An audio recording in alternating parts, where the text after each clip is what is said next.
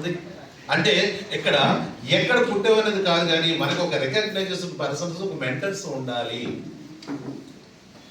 ఖచ్చితంగా మెంటర్స్ ఉంటే ఆ మార్గంలో నువ్వు నడవలసినటువంటి మార్గంలో నడుస్తూ ఉంటే ఎప్పుడు కూడా మిమ్మల్ని మీ లీడర్స్ మోసుకుంటూ వెళ్ళిపోతూ ఉంటారు, చెప్పుకుంటూ వెళ్ళిపోతుంటారు, బతిమలాడి మిమ్మల్ని ఇక్కడ కూర్చోబెడుతూ ఉంటారు. ఖచ్చితంగా మీరు చదువుకున్నారా చదువులేదా అన్నటువంటిది కాదు, కానీ ఖచ్చితంగా మీ లీడర్స్ మీకు సహకారం ఖచ్చితంగా చేస్తారు. 100-200 రూపాయలు పెద్ద విలువైనటువంటిది ఏం కాదు, కానీ ఇవ్వండి. ఆ భోజనం ఎలాడదో నాకు అవసరం లేదు, కానీ ఎక్కడి ఇచ్చినటువంటి ఇన్ఫర్మేషన్ మీరు తీసుకోండి, జీవితంలో పైకి రండి. Good morning.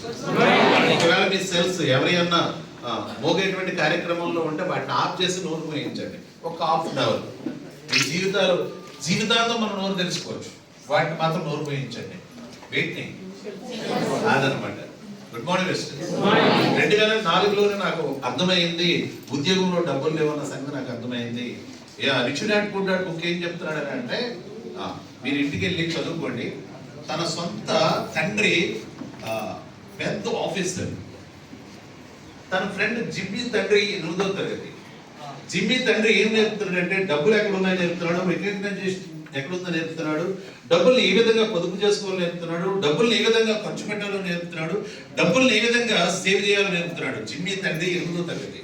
తన సొంత తండ్రి బాగా చదువుకున్నటువంటి వ్యక్తి, బాగా ఉన్నతమైనటువంటి ఉద్యోగం చేసేటువంటి వ్యక్తి, తనేం నేర్పుతున్నాడు అంటే, బాగా చదువుకో, బాగా చదువుకో, మంచి ఉద్యోగం వచ్చేస్తుంది. మంచి ఉద్యోగం వచ్చేస్తుంది.